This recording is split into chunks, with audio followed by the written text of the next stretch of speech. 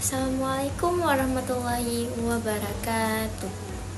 Halo semuanya, kembali lagi nih bersama Ibu. Nah, pada hari ini Ibu akan membahas materi tentang teks negosiasi. Apa sih negosiasi itu? Nah, tanpa kita sadari, kita sudah sering melihat kegiatan negosiasi di sekitar kita. Bahkan, kita sendiri melakukan negosiasi. Nah, jadi di sini Ibu akan membahas tentang pengertian teks negosiasi, tujuan, struktur, ciri-ciri, contoh, serta jenis-jenis teks negosiasi. Nah, jadi teks negosiasi adalah jenis teks yang berisi proses tawar-menawar antara dua pihak atau lebih dengan tujuan untuk mencapai kesepakatan bersama yang saling menguntungkan.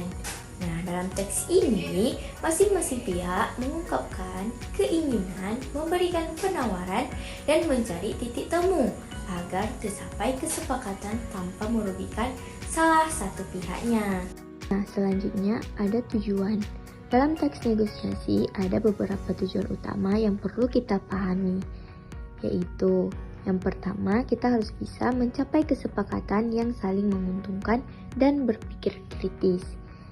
Di sini kita harus bisa menghasilkan keputusan yang adil bagi semua pihak dalam bernegosiasi, seperti kompromi, di mana pihak mendapatkan manfaat tanpa merasa dirugikan. Nah, yang kedua harus menyelesaikan konflik atau perbedaan kepentingan serta melatih keterampilan komunikasi. Di sini kita harus bisa mencari solusi yang tepat yang dapat diterima oleh pihak yang terlibat. Nah, yang terakhir kita harus bisa membangun hubungan yang baik antara pihak yang bernegosiasi. Nah, selanjutnya ada struktur. Setiap teks negosiasi mempunyai struktur tertentu yang menjadi kerangka agar proses tawar-menawar dapat berjalan dengan lancar dan menghasilkan sebuah keputusan atau kesepakatan. Nah, isi dari struktur yang pertama ada orientasi, yaitu pembukaan percakapan dan pengenalan situasi. Yang kedua ada permintaan, yaitu pihak pertama menyampaikan keinginan atau kebutuhan yang ingin dinegosiasikan. Yang ketiga ada penawaran, pihak kedua memberikan tanggapan atau penawaran. Yang keempat ada persetujuan, yaitu kesepakatan yang dicapai oleh kedua belah pihak setelah menemukan titik temu.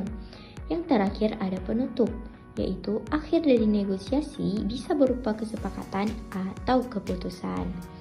Jadi struktur bukan hanya soal urutan, tapi juga kunci agar berjalan adil, jelas, dan tidak memihak kepada salah satu pihaknya. Nah, selanjutnya ada ciri-ciri teks negosiasi. Nah, yang pertama menggunakan bahasa persuasif dan sopan.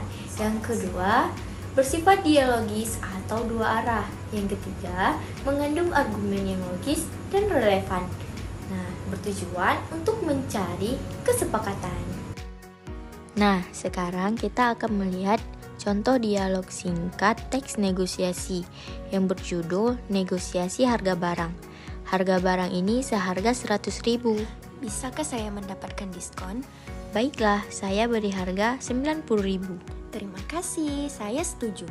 Nah, dalam pelaksanaannya, negosiasi dapat terjadi dalam berbagai situasi dan bentuk. Ada jenis-jenis teks negosiasi. Yang pertama, ada negosiasi bisnis, digunakan dalam transaksi jual beli, kerjasama, atau kontrak kerja. Nah, yang kedua ada negosiasi sosial, terjadi dalam kehidupan sehari-hari, misalnya tawar-menawar di pasar atau diskusi antar teman. Yang ketiga ada negosiasi formal, dilakukan secara resmi, biasanya melibatkan surat atau perjanjian tertulis seperti antar perusahaan atau instansi. Nah, berdasarkan konteks dan tujuannya, teks negosiasi juga dibagi menjadi beberapa jenis. Nah, ada negosiasi non-formal dan negosiasi internasional. Jadi, negosiasi non-formal bersifat santai dan tidak terikat aturan resmi, seperti diskusi antar keluarga atau dengan teman. Selanjutnya, negosiasi internasional melibatkan dua negara atau lebih, biasanya dalam urusan diplomat, perdagangan, atau dalam internasional. Yang terakhir ada simpulan. Teks negosiasi adalah bentuk komunikasi yang bertujuan mencapai kesepakatan melalui proses tawar-menawar. Dengan struktur yang jelas dan bahasa persuasif, negosiasi membantu menyatukan perbedaan dan mencari solusi yang saling menguntungkan. Dalam kehidupan sehari-hari, negosiasi sering ditemui dalam berbagai konteks. Memahaminya membuat kita lebih mampu berkomunikasi secara efektif dan menyelesaikan konflik dengan bijak. Baik, sampai di sini pertemuan kita pada hari ini. Tetap semangat, jangan lupa belajar. Sampai berjumpa di pertemuan selanjutnya. Assalamualaikum warahmatullahi wabarakatuh.